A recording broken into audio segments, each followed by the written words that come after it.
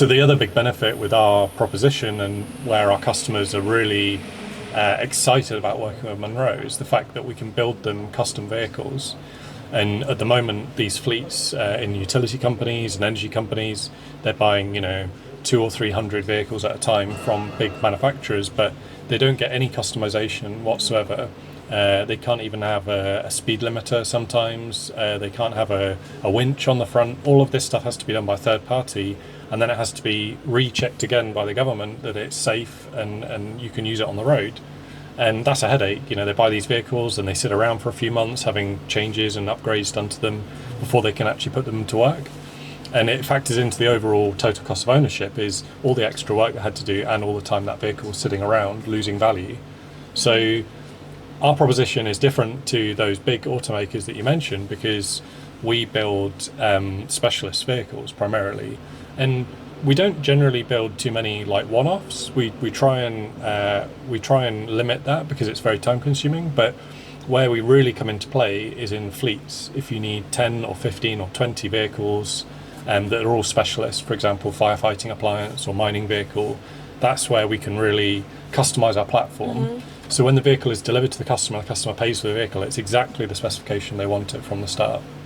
And how possible is it to build all these vehicles a year? Like what is your goal? How many vehicles do you want to build a year in the future, maybe? So, or right now, from now to the future? So the ultimate goal for the factory that we're going to build in Glasgow, or the Glasgow area, is around 3,000 vehicles a year. And the reason we picked that number is because the market in the UK and Northern Europe is around that. That's basically where we see our ability to take that portion of the market. We think that globally there's a bigger demand for the platform, and we would like to open factories that are closer to that demand. So for example, there's 8,500 light vehicles in Australia just used for mining. They're only off highway, they never go on the road. 8,500. So to replace those over 10 years, because it would probably take 10 years to replace them all, that's a significant number of cars, and it warrants us replicating what we do here. But in Australia, we can leverage local labour, local supply chain, local components and manufacturers, and we can fit in with their local economy. So rather than building the cars in Scotland and shipping them, we'll build them close to where they're going to be used, and it reduces CO2 as well. So here in Scotland, 3,000 to 3,500 vehicles a year. We're going to start low. Normally, car manufacturers bound straight into volume. The problem with this is that they experience high warranty costs.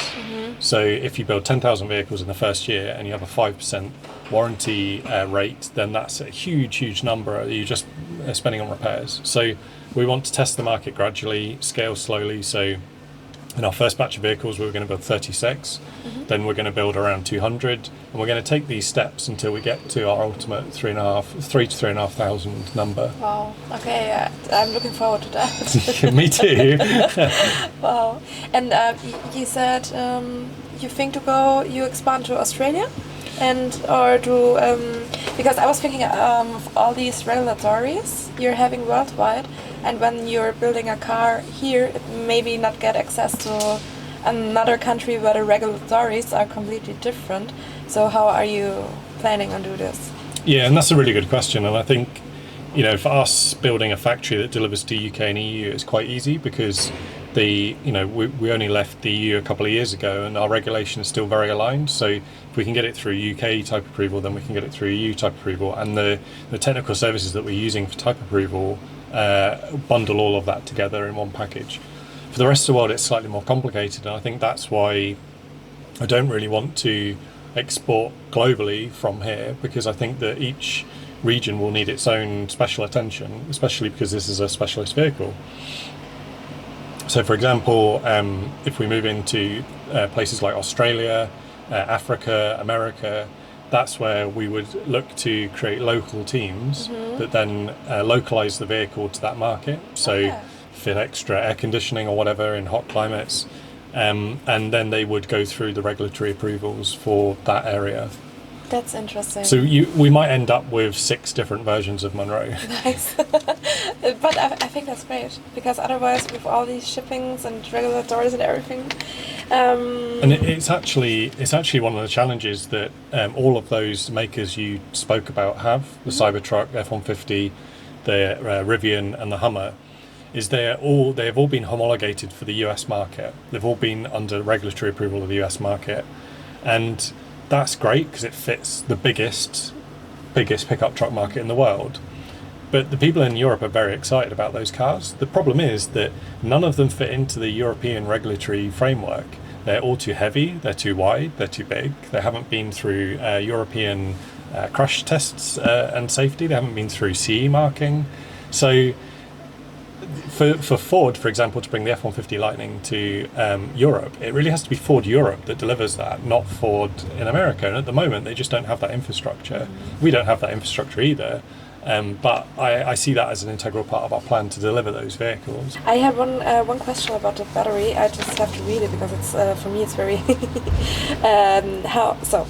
the question would be, how does the development of battery technology influence the price of electric vehicles? Because this was something I was asking myself. Like, maybe that's something we could talk about next. Yeah, definitely. It's a really difficult subject. I think there's a hunger amongst the general population for better battery technology, always to push the edge. And you see articles and people talking about like solid state batteries and how they won't buy an EV until it's solid state battery. The truth is that the technology we have now is already like really good and really fits like most of the use cases, and it's already commoditized. It's already being mass produced in America, in Europe, in Asia.